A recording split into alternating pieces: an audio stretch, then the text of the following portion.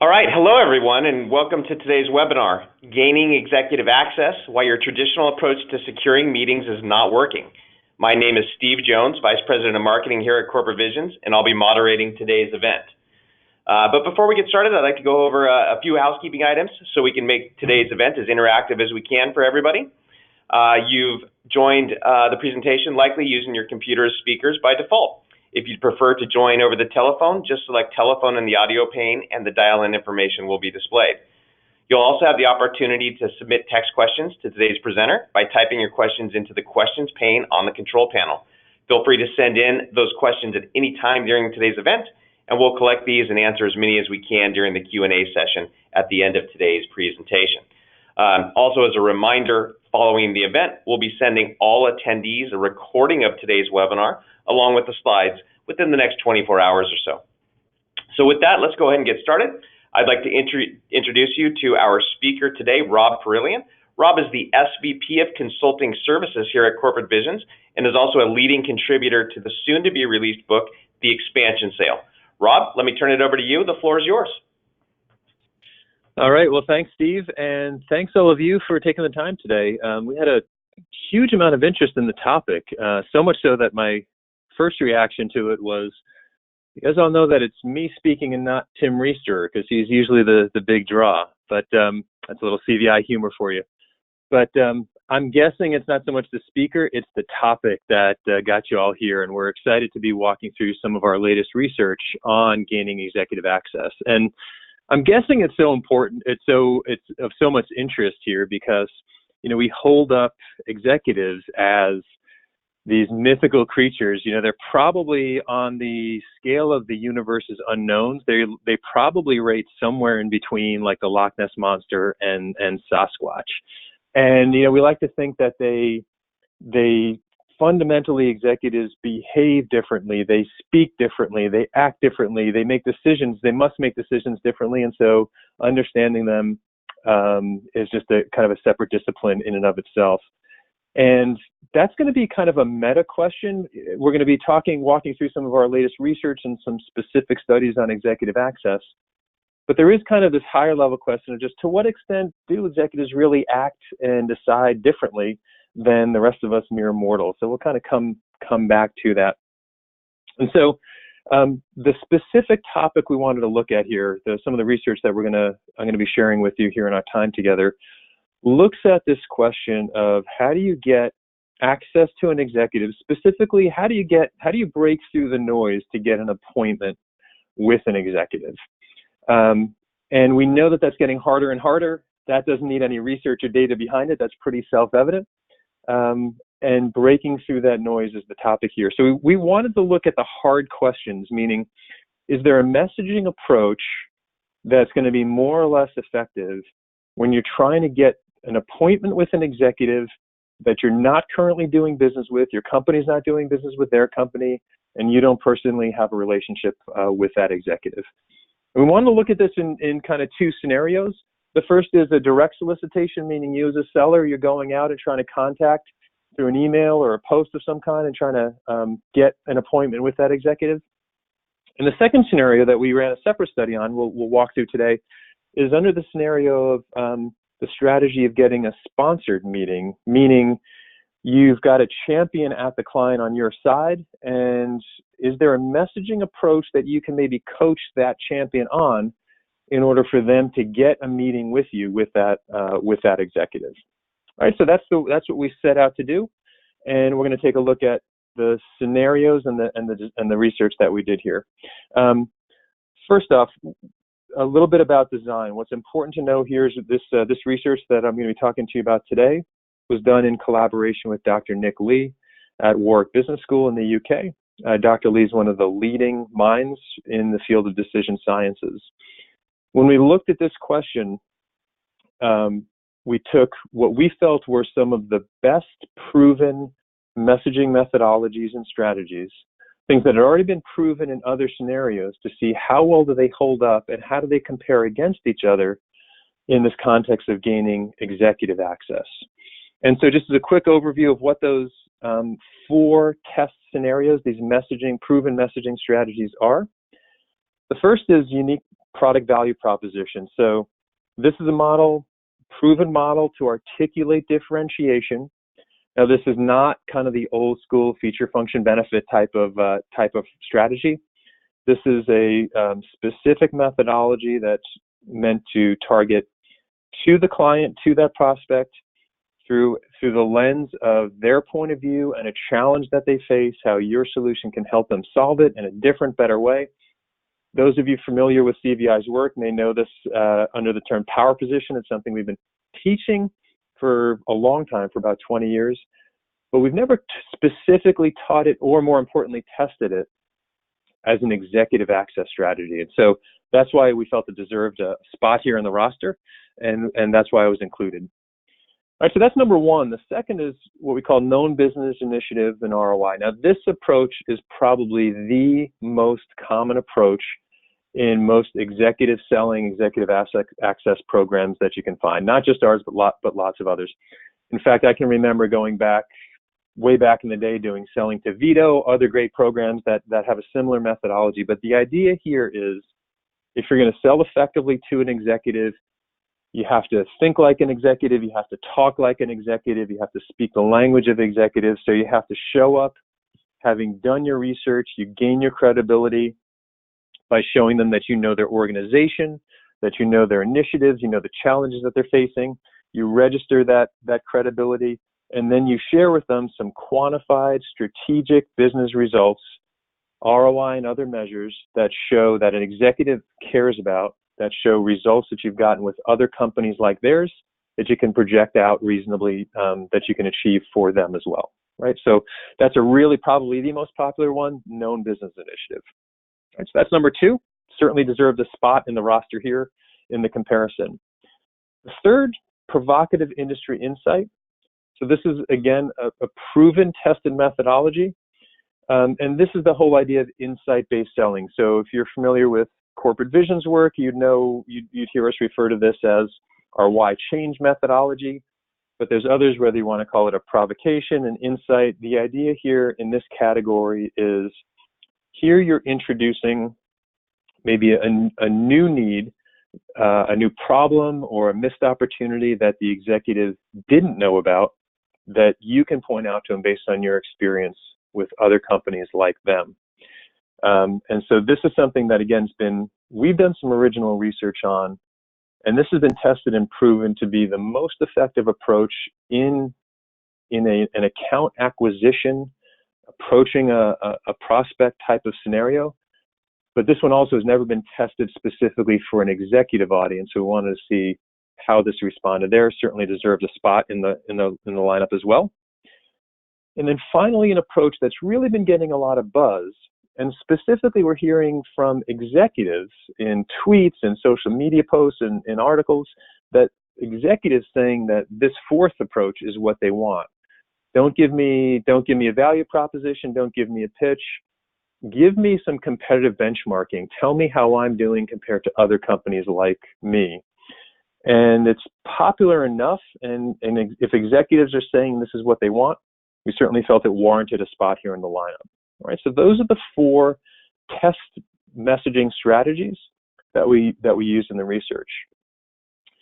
One consideration, just in terms of design, that's really important to know before we go any further, is just that idea I mentioned earlier about in that fourth competitive benchmark, that executives are saying that this is what they want from sellers, how they want to interact with sellers. That's great to hear, but in our testing, we're big believers, and our academic partners like Dr. Lee will say it's really important to structure these research studies as simulations and not surveys. Meaning, you can't just ask people what they want. You have to get really good insights. You need to put them into a situation and actually have them make a decision, not just tell you what they would hypothetically do. And the reason for that is what the research is called the difference between declared and revealed preference. And that just means if you ask someone what they would do or what they should do hypothetically, they'll tell you one thing.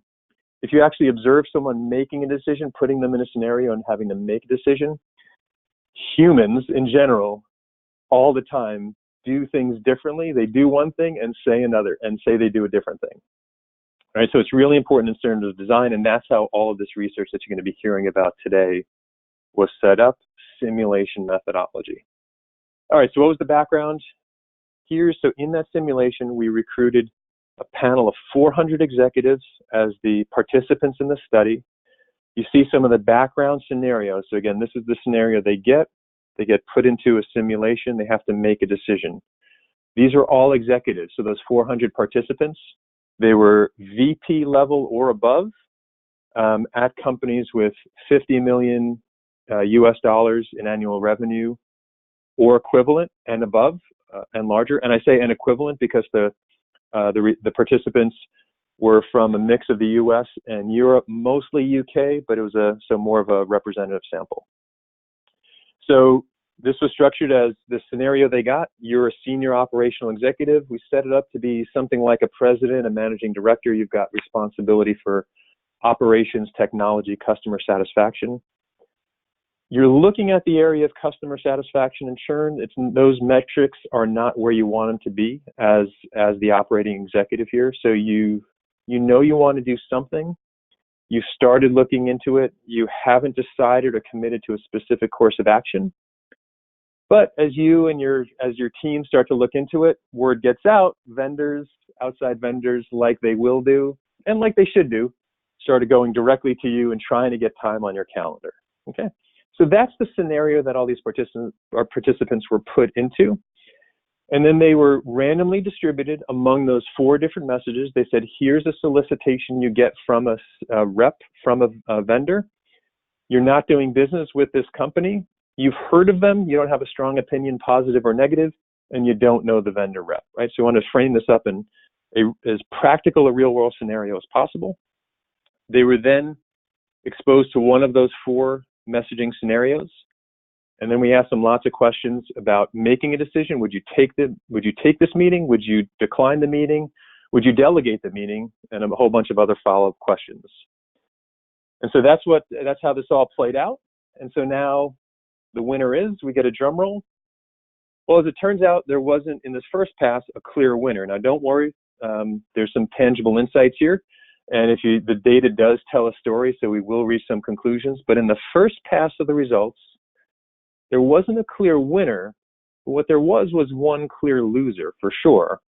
And that was this known business initiative, that second approach, which ironically, as I mentioned earlier, was probably the most common in most executive selling programs. And so we asked questions, and we asked multiple questions, and sometimes we ask good research design says you ask the same question multiple different ways to make sure you get consistency in the answers. And on every measure we got, that known business initiative was the clear loser. So when we looked at how credible is this proposed vendor, not good, right? Last place. How confident are you that this company can help you? By almost 10% margin, this was the worst performing condition. I think that's particularly interesting, particularly on this question, how confident are you that this company can help? Because that methodology of show your credibility that you've done your research and then show quantified ROI and quantified strategic business results, that is purely built to do exactly this, to show confidence and credibility that you can help. And yet in a simulation, it fails, right? It's the worst performing condition. So something's going on here. And just to kind of complete the picture, how interested in meeting this company? Not good. How likely are you to take a meeting with this company? Even worse. How likely are you to decline this meeting?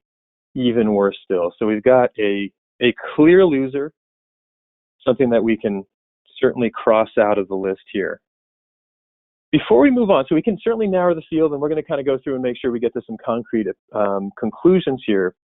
But I wanted to pause for just a minute and say this was pretty surprising actually in the results, right? This was unexpected because this is that approach that was the clear loser is the conventional wisdom. This is the most common executive access approach.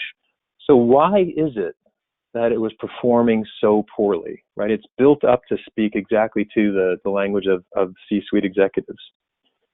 And we believe that the answer can be found in the decision science literature.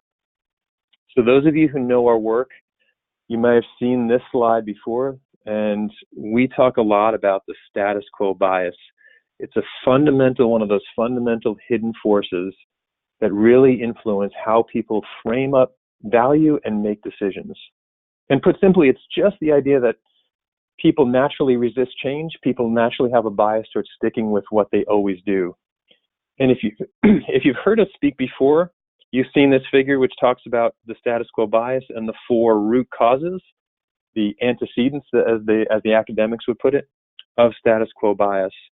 What I want to draw your attention to is this first one here, preference stability. This is all about breaking through attention. So preference stability as a concept just says that once someone has examined or thought about a question, they form an opinion or a preference. And once they do that, people really don't like to change their minds. They filter selectively information to keep that preference stable, to not have to change their mind. Now, in a selling context, in a B2B selling context, once that executive has thought about a problem, they form an opinion. And even if they haven't committed to a course of action yet, which was the case here, as soon as they think about it and form an opinion, that gets locked down as preference stability. And they will tell themselves subconsciously that they've got this thing covered, right? Even if they haven't started acting yet, they feel like they've got a plan. And if you think about it, that makes sense. No executive is consciously going to work every morning and saying, I know I've got this problem. My plan is I'm not going to address it. I'm just going to hope it goes away, right? So they'll always convince themselves that they've got it figured out. And if you've heard it, so you're going to run into, the takeaway here is you're going to run into preference stability when you're trying to gain someone's attention in an access type of scenario like we're studying here. Now, you've also, if you've heard us talk about this, you also know that the way to get around preference stability is not to just say I've got a better solution, right? Because people are going to resist that subconsciously. What you need to do is destabilize their preferences. And you do that by introducing some new information that can help them destabilize the preference. So what does that mean? What does all this mean connecting back to that first cut, the conventional wisdom being so wrong? Well, if you look at all of these message strategies, one of these things is not like the other. That known business initiative, that conventional wisdom approach, if you think about it, that's really the only one that introduces no new information into the equation.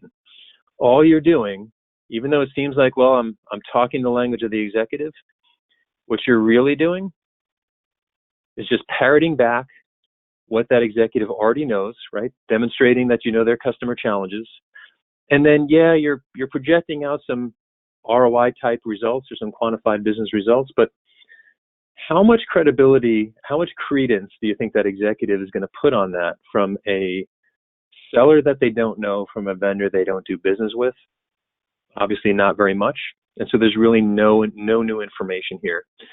And that's different from all the others. So we think that this is fundamental to why this condition failed, even though it's so popular.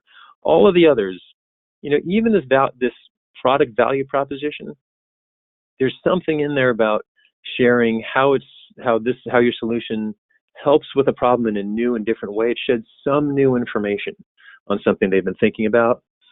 And certainly this provocative industry insight, this is all about introducing a new need, an unconsidered need, something that the audience hasn't thought about, that executive maybe has missed. And benchmarking, you could say the same, right? That is information that they don't know. So the common theme here on what worked was introducing some information that executive didn't know. The one condition that didn't do that is the one that failed. And we think that's got a lot to do with what's going on here.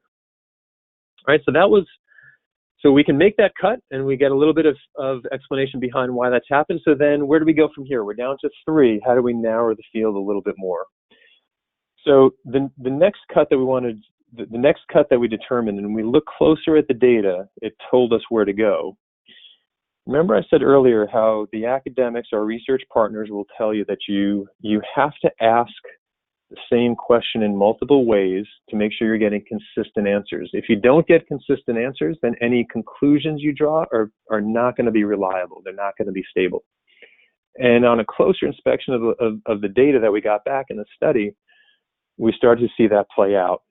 So here's a slide that you've already seen before. How likely are you to take the meeting? When we ask the same question in a different way, we ask kind of the inverse question. So how likely are you to take the meeting? How likely are you to decline the meeting? Well, when we ask that opposite question, you'd want to see all of these bars on the chart invert, right? You'd want to see the ones that are high go low. You'd want to see the ones that are low go high, right? You'd like to see the inverse effect.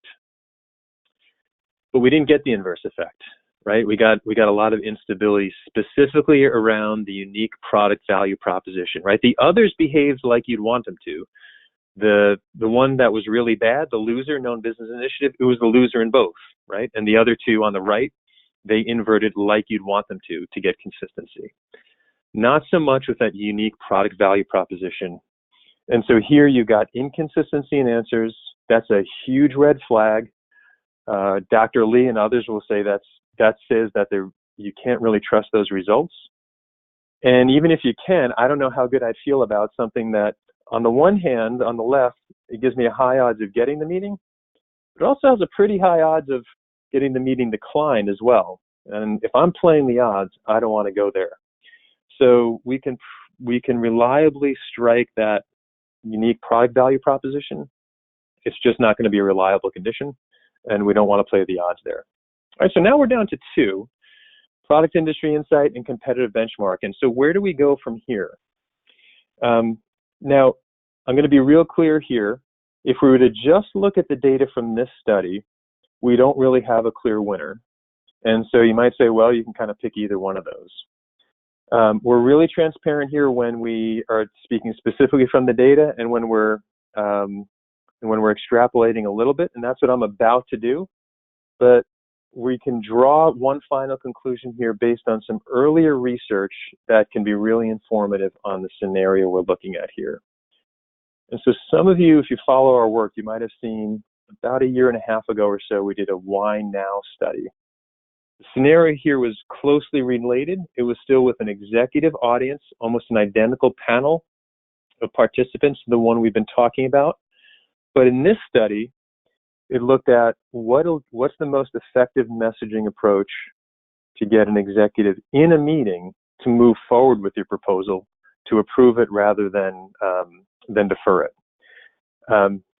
And so slightly different scenario, because what we've been talking about so far is how to get that appointment in the first place. And this one looks at once you're in the meeting, what's most effective. But there's some insight here. Without going through all of the test conditions, what you're seeing here is the winning condition in that scenario where you're in the meeting, what's going to get them to move forward. And what you do have is that message was built around this idea of why change, of introducing an unconsidered need. It's the identical approach, it's the same DNA as that provocative industry insight that we've been talking about in this first study. And so if we had to choose, we're down to two, and if we had to choose, and if under the assumption that your goal as a seller is not just to get the meeting, but to set yourself up to win in the meeting, to move forward in the sales cycle, which I'd be playing the odds with what we know is going to do both. And so if we had to choose, we'll strike the competitive benchmark and go with the provocative industry insight. So that becomes the winner here in that scenario of a direct access approach, a direct solicitation to an executive.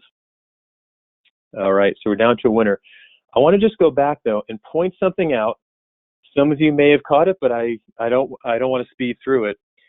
Something really interesting in this winning Why Now that I just referenced. This was the one that got executives most likely to move forward in a meeting with your proposal and not defer it. It speaks specifically about having quantified business results, which was the centerpiece of the losing condition, right? The one that was the easiest, the first one to strike.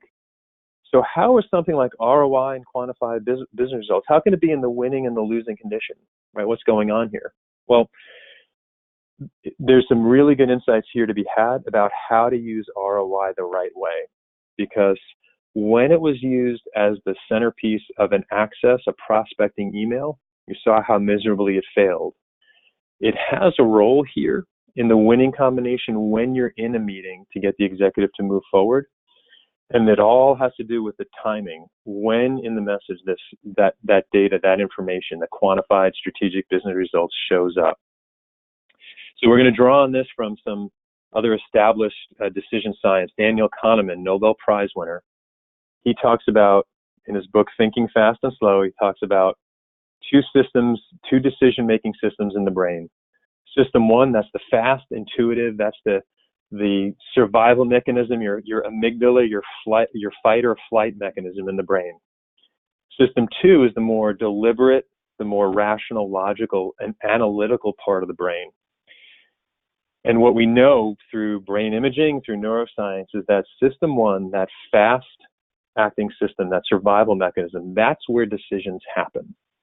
And that analytical, slower moving part of the brain, that's where decisions are justified.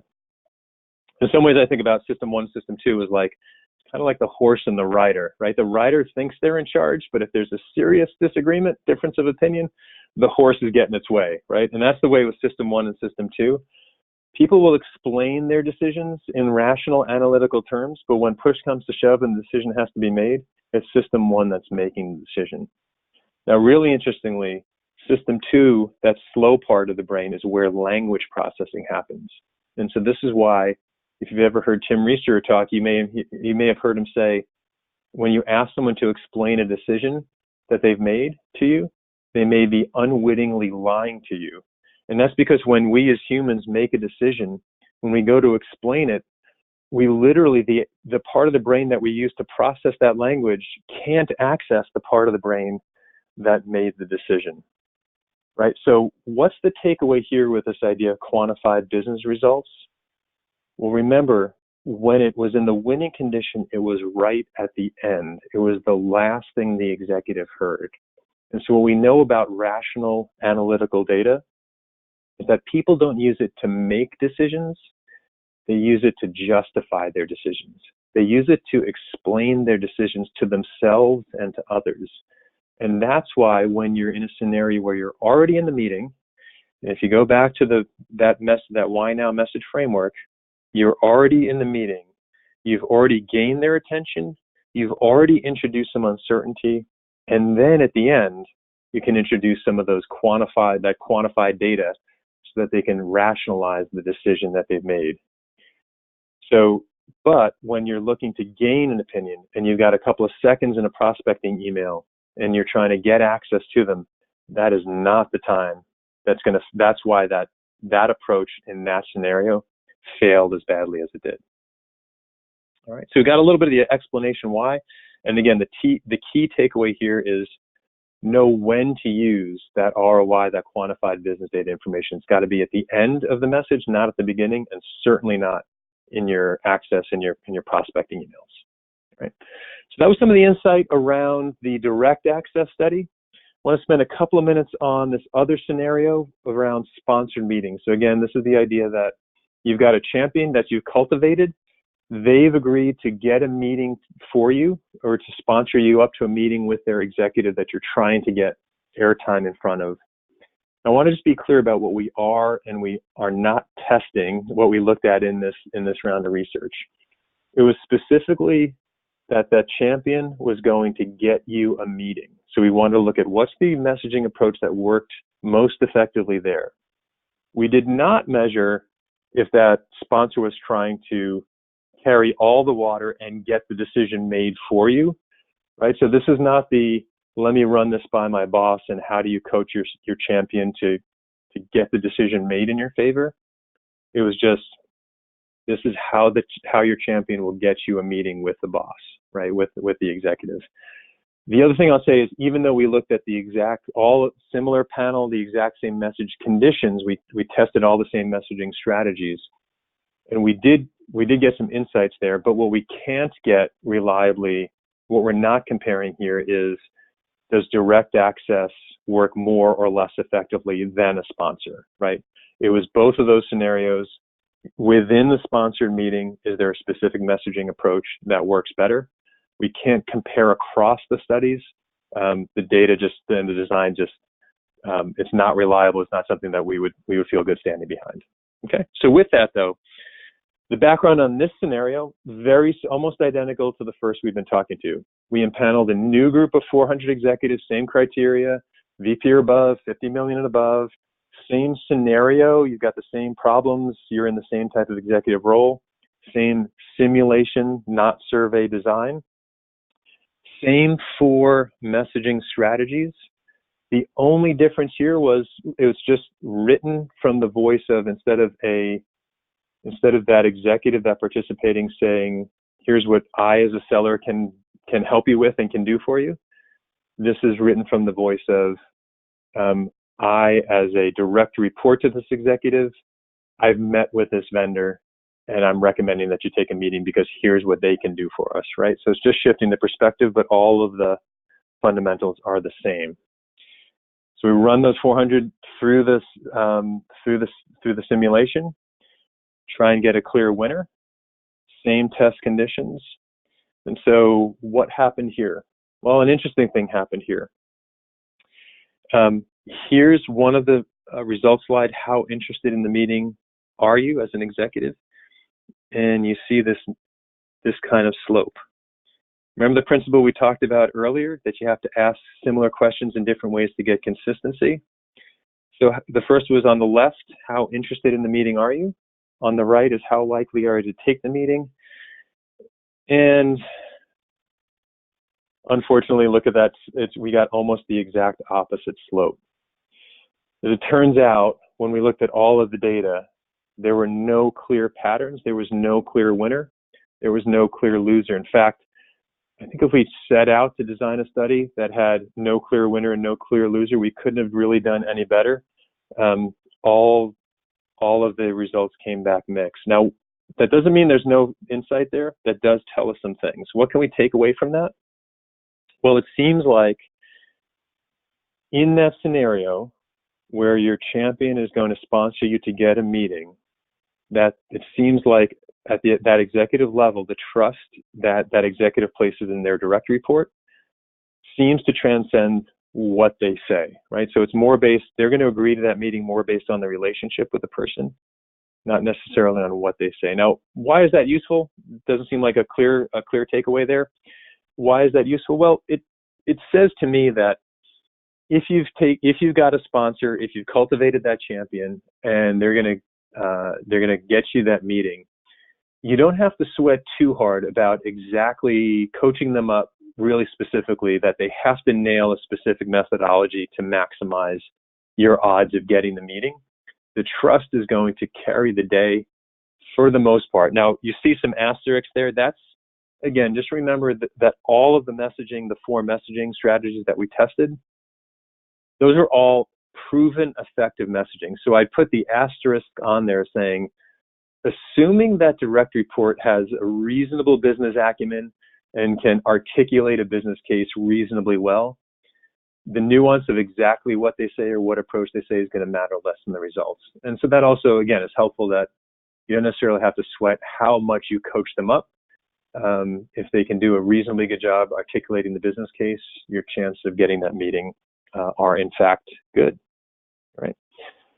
All right, so what are the takeaways? When we put all this together, we've talked about a few different studies here, and what do we take away from all of this? Well, back to that meta question I introduced at the beginning of the talk, one of the things that it seems to come out here is that executives, they kind of are human, right? They behave to the same stimulus, they react to the same stimulus and the same things that most of us mere mortals do as well, meaning in this context that executives, like regular people, they do have preference stability like everyone else, but they also respond to getting those preferences destabilized, and they are destabilized in the way as every other human being that happens to. Meaning, if the key here is if you can introduce them, tell me something I didn't know, destabilize their preferences, The key here, what's going on under the surface that the academics will tell you, is that you're introducing some uncertainty into the mind of that executive.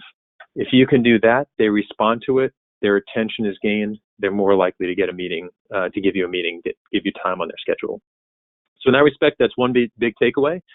You've got kind of a concrete template there in that message framework, and we'll be sharing that template here as a takeaway. So you've got a specific actionable strategy you can use, but the bigger theme here is that executives do act like humans. Second key takeaway, use ROI the right way. Again, we talked about earlier, you're going to use that late in the message after you've gained their attention. Speak to that fast-moving System 1 mind to get them to recognize the need for change, and then, and only then, give them some of that quantifiable information that System 2 craves so that they can justify and explain the decision, both to themselves and to others, right?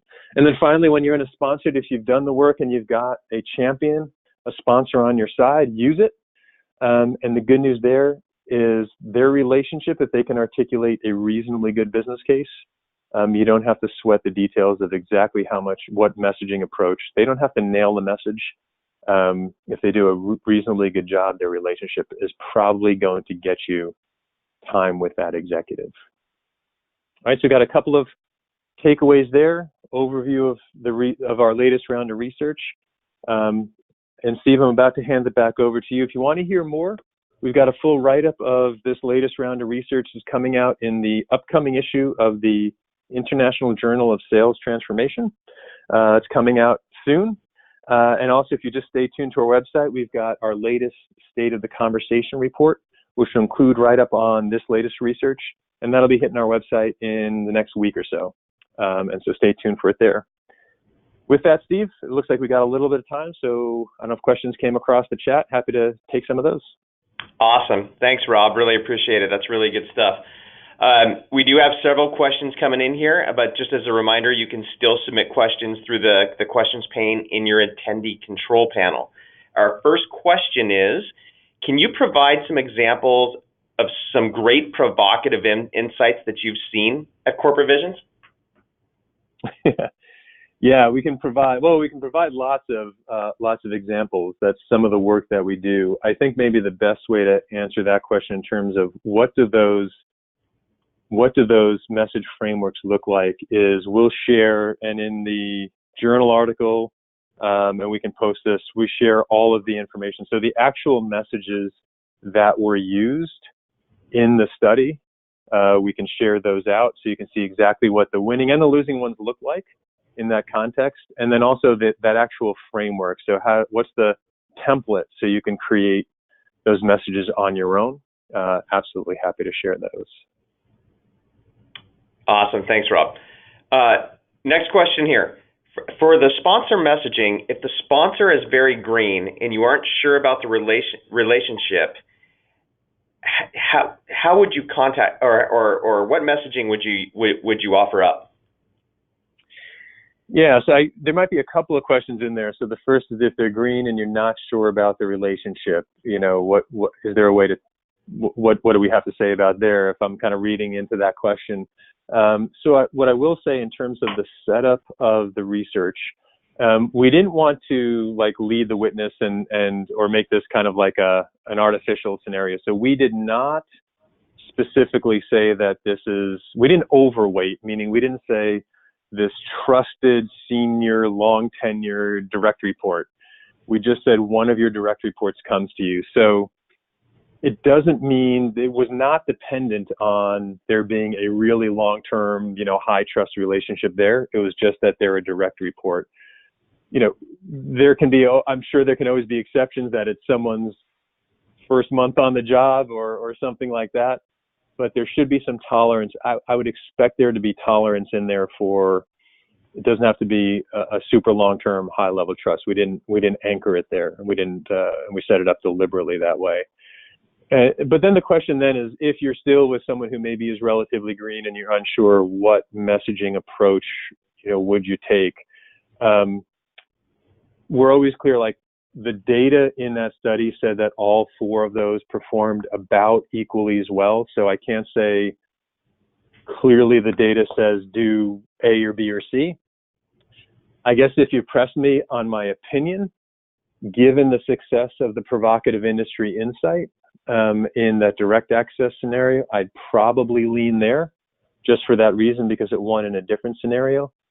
But really, if I'm just going by the data, it's any of those performed about equally well. And like I said earlier, we'll share what those actual messages were, the actual messages that we used in the study, so you can see kind of what they look like and how they sound. Great, thanks, Rob. Next question here, really good one. Sponsors are one thing, but what about gatekeepers so that you can reach the executive?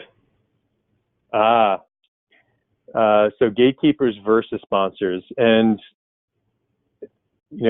reading into that question, I assume when I hear the word gatekeeper, it may be my interpretation, but I'm kind of inferring that that's more like maybe an executive assistant, an admin versus a functional direct report.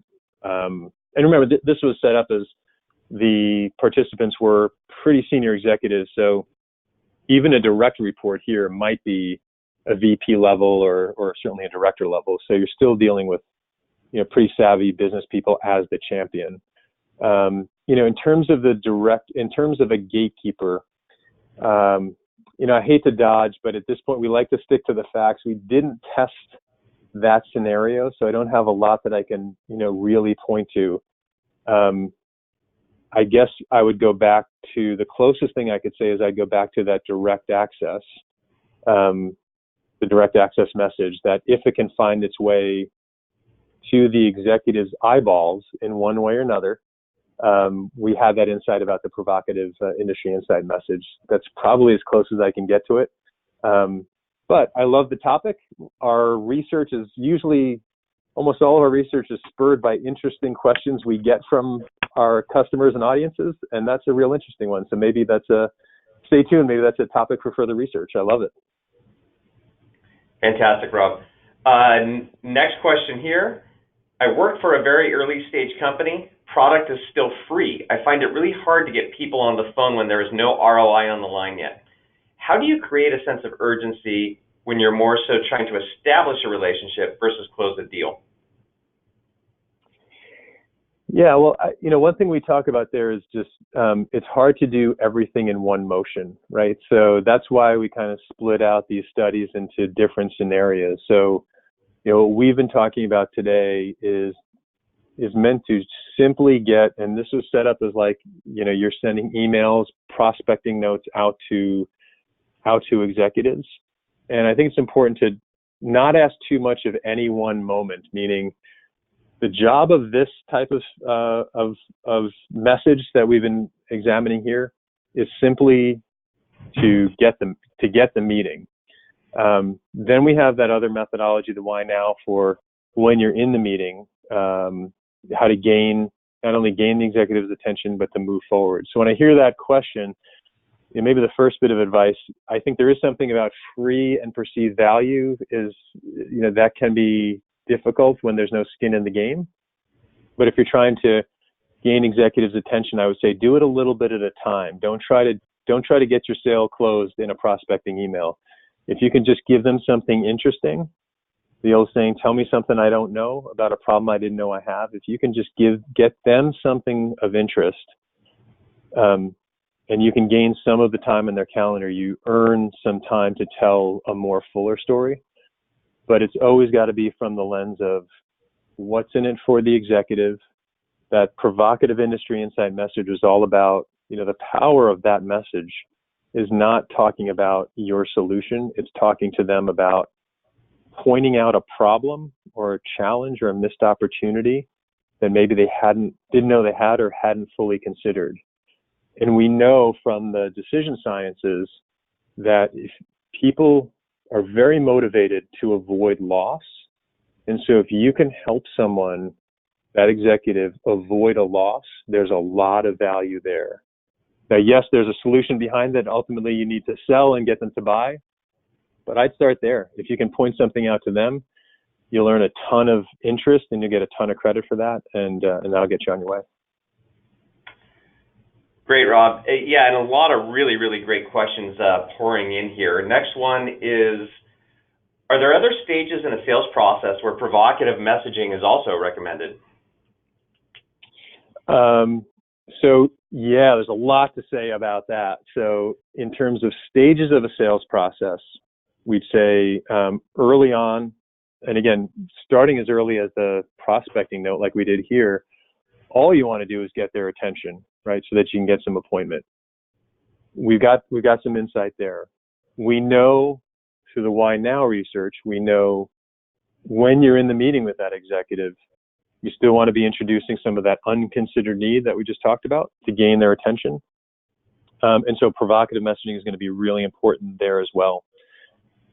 Here's where, and if you've been paying attention, if you've been following some of our recent research, a big theme and some of our more recent research, there's lots of stuff that we have out there on our website about it, webinars and briefings. What we found, big takeaway, was when you are working with an existing customer, provocative messaging not only is not effective, it actively harms your chances of retention, retaining an existing customer. So I know the question was, where else in the sales cycle is provocative messaging effective? I would say most of the way through an acquisition sales cycle, when you're trying to win new business with a new logo. When you're trying to retain an existing customer, even when you're trying to upsell an existing customer, being overly provocative is harmful. In that research, it was the worst performing condition, even though it was the best performing condition when you're trying to acquire new business. It all has to do with that idea of the status quo. And when you are outside of the status quo or part of the status quo, it calls the psychology of acquisition versus retention is 180 degrees different. So you want to avoid that provocative messages for sure when you're messaging to existing customers. All right. Next question is a really good question, as we were actually just a sponsor at the Gartner Sales and Marketing Conference, and Tim Reister actually spoke there, and our CEO actually just put out a what we call a perspectives piece on this question. So, but Rob, I'll let you take a stab at this one. With analysts such as Serious Decisions and Gartner moving away from leading to insights to more helping to contextualize the data deluge to target business pain, how do your findings validate or diverge from that approach? Yeah, that is a great question, and I'd say for like a real double click, check out that paper that Eric Peterson, our CEO, just authored and we've just released on. I think it's called Making Sense of Sense Making. Is that the right title, Steve? Yeah, that's right. We got that out there. So that's a deeper dive in there. But kind of the headline I'd say is, I think there's a lot of good in there, and this idea that that Gartner and others are on, that there becomes sometimes the challenge of too much good information can be confusing to a prospect. And I think the idea of insight-based selling has, in some ways, become, when not used in the right scenario, it can become a victim of its own success, meaning if every vendor out there, every seller out there is trying to point out new information, new insights that ultimately kind of set up what they want to sell, it can all be valid, but they're each trying to highlight a different need that they're best positioned to fill. And that can just lead to a lot of confusion, message information overload on the part of the client.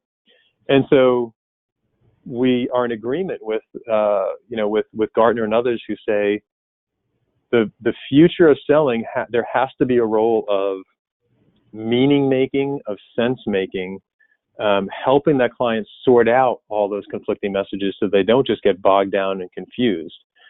Part of what I just talked about in the response to the last question, I'd say is part of the answer here, meaning what a lot of that is all about, this idea of sense making, is helping the client or the client helping themselves figuring out the information they need at the moment they're in.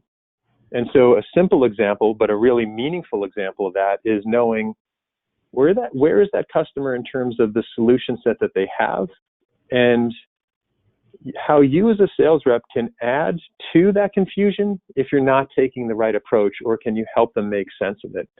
Meaning, tying back to my last answer to the last question, if you as a seller are working with an existing customer, but you're taking that real provocative, insight-based approach, you're probably creating more confusion in their mind than you're resolving.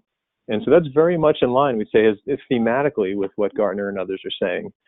There's a lot I can kind of go on, and I want to be respectful of time. There's a lot more we can say about that, but again, I direct you to that latest paper. Got a lot of great information on our thoughts there. Yeah, and it was Michael that asked that question. So Michael, we will be sure to get that piece out to you. Next question here. Are there some techniques to know what executives don't know? Are there some techniques to know that about what executives don't know? So what are the known unknowns? Is that, or is that an unknown unknown? Let's see. So well, here's what I would say. Figuring out where to go for insight. I can give you a couple of ideas of kind of where to look. When we think about those unconsidered needs, we think about them in a couple of categories. The first is the truly unknown need. Now, those are really powerful when you have them, but they're exceedingly rare, because here I'm talking about like the things like the iPod, right? When people didn't even know that the idea of having, remember, 1,000 songs in your pocket at the time was even a thing, and that having a few CDs in your trunk of your car was not an adequate solution.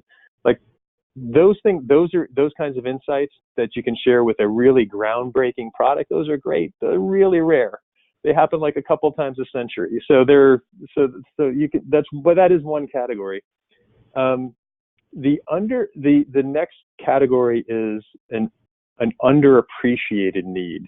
And that's probably the best place to look. And what that says is, to the executive, this might be something you're aware of, but kind of given where trends are going, you should expect this challenge, which might just be like a background noise level thing that you can get by with, kind of bubblegum and paperclip type of fixes and patches, is going to become a bigger issue for you going forward, and you need to be paying more attention to it than you are in the future. So that's underappreciated. And then there is this category of unmet needs, which just says people are living with this pain. They know it's a pain. And up until this point, there really hasn't been a good way of addressing it. Maybe you have something to say about that. So those are some places that you can look. But as a real practical matter, this actually is your source of insight. You probably have the answers as a seller. And I had an executive one time just kind of tell a room full of sellers, I think summarizes this point brilliantly. He looked at this room of sellers and said, who talks to more people like me every day? He said, you as a seller do, because your job is to go out and talk to people like me every day, right? And as an executive, I'm stuck here in headquarters, right? I get out for a conference once or twice a year, but I'm stuck here in headquarters talking to my peers. Really what this boils down to is, can you think about what other executives, other organizations that you talk to, what are the challenges that they're thinking about? And I'm kind of channeling this executive talking to salespeople. He said, think about, what are people like me thinking about that I'm not thinking about? What are you hearing from them that I'm not raising? What challenges are they dealing with that I haven't thought of yet? If you can bring me that, that's of tremendous value to me. And that's actually kind of the point. That's really where those insights are found. So just start to think about, what are the questions that maybe other customers of yours are asking that the one you're meeting with today is not? And you're probably well on your way to an insight at that point. All right, got time for just a couple more questions here. Another great question just came in. What kind of messaging is appropriate for an existing customer when trying to position yourself as a provider of solutions you've never been offered? Can you use a provocative message without destabilizing the customer too far away from you? Wow. All right. Great question. So I'm going to just go back here a couple of slides and just go way back to this idea of the status quo bias. So just bear with me here as I scroll through it. So this slide here, so status quo bias and the principle, what informs this idea of you heard me say earlier that a provocative message with an existing customer can be counterproductive, can be harmful. And that has everything to do with your place in the customer's status quo. So when you're dealing with a new name, new logo, acquisition, you're on the outside. That's why you got to defeat the status quo bias. When you're dealing with an existing customer, you don't want to defeat it. You don't want to disrupt it. Now, if you're in a situation where you're just trying to maybe secure a renewal, or you're just trying to get them to continue to buy what they've been buying, then you want to completely just take advantage of this bias because it's all working in your favor because you are the status quo. Now, what this question was asking was something that's probably somewhere a little bit in between, right? So if we've got, acquisition equals defeat the status quo, and we've got retention, pure retention equals reinforce. What you're asking about is offering a new solution to an existing customer. And that's in between. That's somewhere in between because you're asking someone to do something differently, but not too differently because you want it to do it with you and not with someone else. And fortunately, this is an area that we did study recently. And we've got a proven framework that won in that scenario. We call it the Why Evolve framework. We can make that available. It's up on our website. We share that template, that winning framework. And what it's doing is it's kind of doing a hybrid of there's some elements of reinforcing the status quo so you can leverage the fact that you have a relationship with your incumbency, but also doing some light disruption because you do want them to do something differently and buy your new solution. And so the Why Evolve framework, it's a great question. It's a valid question.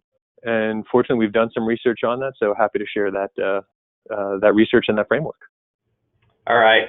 I'm going to try to squeeze in one more question here, Rob. It's another great question. Many B2B decisions go to committee decision. If senior executives default to present to a committee first, does your research approach apply equally valid to the group decision process?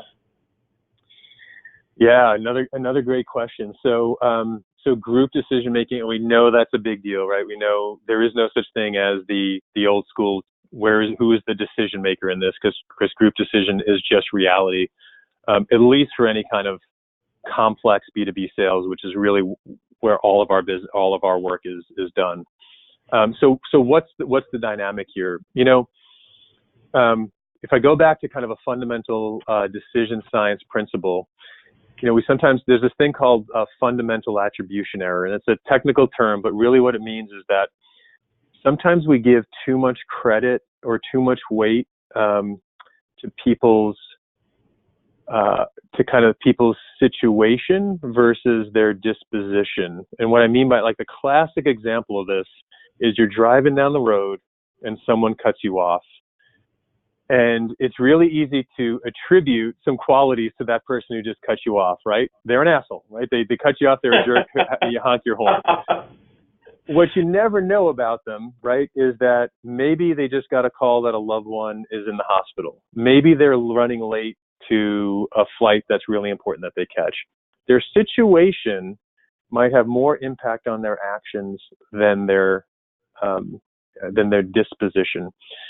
And the parallel, or where we take that in in B2B decision science, is that sometimes you can oversteer when you get to a group decision, a committee decision that says, well, we've got all of these different personas, and the CFO only cares about the numbers, and this person only cares about this dimension. And what we look at, and we would say you're probably falling victim to fundamental attribution error. You're putting too much weight on their situation, on their role. And what we see, if you really go back into the group decision-making research, it says that for the most part, people put their individual egos aside to make a decision that's best for the group. In other words, they coalesce around what are the organizational imperatives and they'll usually put those first with the condition, as long as you're not making anyone's life hell, right? So if you're selling some kind of technology solution, let's say for a marketing or for a finance group as the end user, the CIO will go along as long as you're not making if you're not blowing up his entire organization, right? The CIO will usually go along with the needs of the business, even if it's not the most elegant technology solution or the easiest for them to implement and maintain. And we see that over and over again. People will generally coalesce around the shared organizational goals. So in most of the way, group decision-making behaves an awful lot like individual decision-making. And so our recommendation is these frameworks that we've been talking about hold. And the other last thought I'll throw in here is you really do need to have a consistent message. The idea of, let me create a different message for every individual stakeholder. Well, A, it's probably not necessary for all the reasons that we just talked about, but B, what happens when that committee finally does convene? And if you've been talking to each one of them in a fundamentally different way, what happens when they start comparing results about you and other vendors? Are they even going to recognize who you are if there's no consistency? So for all those reasons, we'd say these approaches do hold. These frameworks do hold in group decision making. Yeah, do you tweak it a little bit if you're talking to around the edges, if you're talking to the CIO about their specific technical needs? Of course, that's what we would call situational fluency. But the core insights and the core messaging, that'll work across committee decision making as well. All right. Well, thanks very much, Rob. I think we've kept everybody here long enough, and certainly I really want to thank everyone for attending today's webinar. It looks like we were unable to get to quite a few questions today. There were a ton of questions, but we certainly will do our best to answer each question individually after the event and as we get the opportunity. So on behalf of Rob and myself, thanks so much for joining us today, and please have a great rest of your day. Thank you.